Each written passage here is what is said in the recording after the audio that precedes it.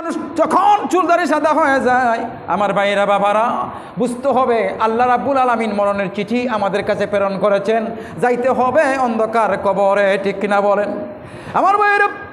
আমি কবে মরবো? মুসা কয় কবে মরবো? তুমি মরবা, সময় হলে এমনি মরবা। তো আজরাইল মালাকুল মউত আইসে, আইয়া মুসারে সালাম দিছে, আসসালামু আলাইকুম, আনা আজরাইল। ও তুমি আজরাইল, কি লেগে আইছো? আপনি রেডি হন, জান কবজ করবো। মুসা আলাইহিস সালাম বাম হাত দিয়ে একটা তাপ্পর মারছিলেন, কোনা দিয়া বাম হাত দিয়ে একটা তাপ্পর মারার পর একটা চোখ খুলে গেছিল, হাদিস শরীফে আছে। তুমি আমার মারতে আইছো? মালাকুল মউত আল্লাহর কাছে, আল্লাহ আমি আর ডিউটি করতাম না, আমার পাল্টাই দেন। কে তোমার এই অবস্থা? চোখ টুক হই, ও চোখ তো আমার আতো। আপনি পাঠাইছেন মুসার কাছে জান কবজ করলে, আমার থাপ্পর মারে চোখ খুলে লইছে। আমি আর ডিউটি করতাম না, আমার বাদ দেন, অন্যজনে দেন। আল্লাহকে রাখো, তোমার কি লেগে মাসিরে জিজ্ঞেস করতে হইব? কিরে মুসা, মরতে হবে সবাই, কুল্লু নাফসিন যায়কাতুল মউত, সবাই মৃত্যুবরণ করবে। আমি মালাকুল মউতরে পাঠাইছি, তুই থাপ্পর দিলে গিললে, থাপ্পর দিছো দিছো, বেটা চোখ খুলে লইছো। একটা কারণ আছে আল্লাহ, কারণ হইলো হ্যাঁ আমার সালাম দেয় নাই। সোমা আল্লাহ বলেন কি দেয় নাই? আমি নবী। মুসা একটু গরম ছিলেন, আমি নবী, আমার সালাম দেয় নাই, আমি তো চিনি না। পরিচয় দিয়েছে, তারপর মারছি। হ্যাঁ, আল্লাহ পাক রব্বুল আলামিন এটা প্রমাণ করতেছে। আল্লাহ পাক রব্বুল আলামিন মুসারে, আজরাইল চোখটা লাগাই দাও, চোখটা লাগাই দাও, ভালো গেছে। আল্লাহ পারে কি পারে না? যদি তুমি ঠিকই করবা, তো এখন কী হইব?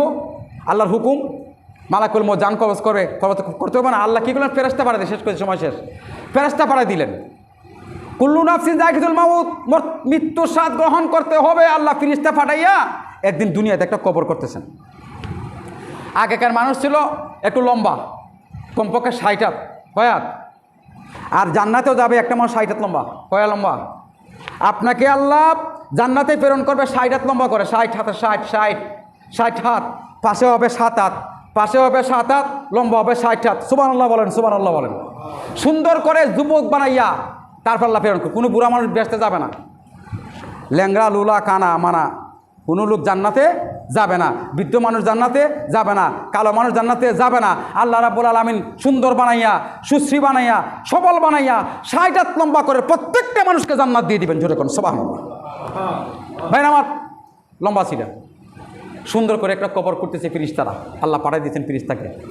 আল্লাহকে সিস্টেম করতেছে, তোরা আর মারতো না, আর তোরে মারতো না, কেমনে জান কবজ করতে হয় তুই দেখ। আচ্ছা ঠিক আছে আল্লাহ, তাহলে আমি পারবো।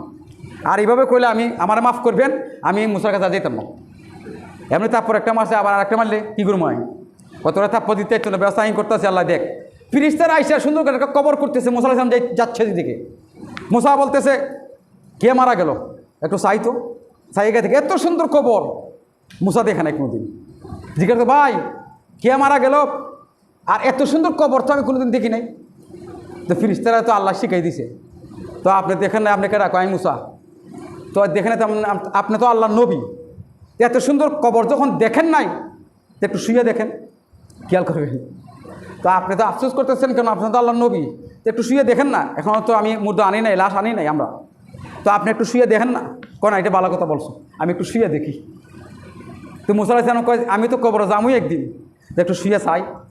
যখন শুইছে, গিয়া শুইছে, আল্লাহ বলতেছে এই আজরাইল এখন সুযোগ, তোরা মাইতেই তো না, এত কবরও শুইছে, যা এখন জান কবজ কর। জোরে কেন সুবহানাল্লাহ, সুবহানাল্লাহ।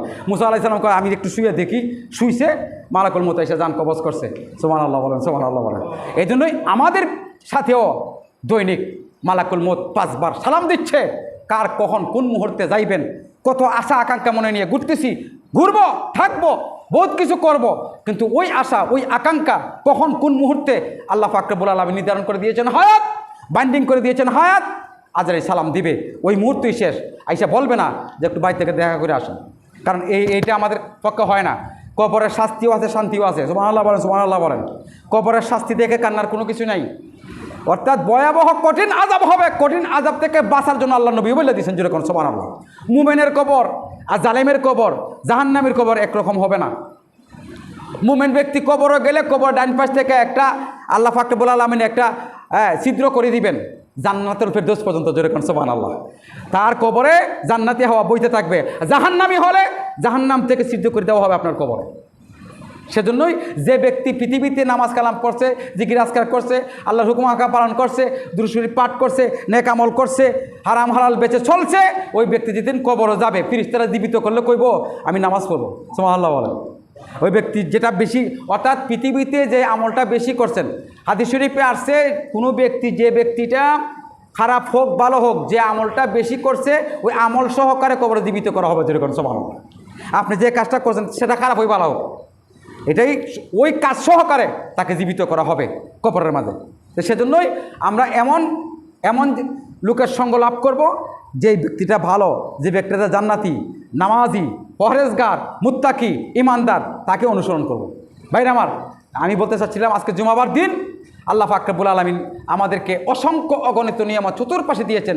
এমন কোনো জিনিস নাই, পশু পাখি, গাছপালা, তরুলতা, খাল বিল নদী নালা যাহা কিছু আছে, যত পশু পাখি আছে সব কিছু আল্লাহ পাক রব্বুল আলামিন মানুষের কল্যাণের জন্য সৃষ্টি করেছেন। আল্লাহ বলেছেন, ও মানুষ, সব তোমাদেরকে দিয়ে দিলাম, মানুষ তোমরা হলে আমি আল্লাহর যেরকম সুবহানাল্লাহ। এই জন্যই আল্লাহ পাক রব্বুল আলামিন সমস্ত ক্ষমতার মালিক, হায়াতের মালিক, মৌতের মালিক, রিজিকের মালিক, ইজ্জত বেজ্জতের মালিক। আপনি ইজ্জত টাকা দিয়ে কিনতে পারবেন না, ইজ্জতের মালিককে। এই জন্য টাকা দিয়ে কোনোদিন ইজ্জত কিনতে পারবেন না। ইজ্জত আল্লাহর তরফ থেকে আসলে অটোমেটিক মানুষ আপনাকে সালাম দিবে, যেরকম সুবহানাল্লাহ। আল্লাহ পাক রব্বুল আলামিন আমাদের প্রত্যেককে বোঝার তৌফিক দিক, 5 ওয়াক্ত নামাজ আদায় করার তৌফিক দিক। আল্লাহ পাক প্রত্যেককে নেক আমল এবং হায়াতে তৈয়বা দান করুক, সকলে বলে।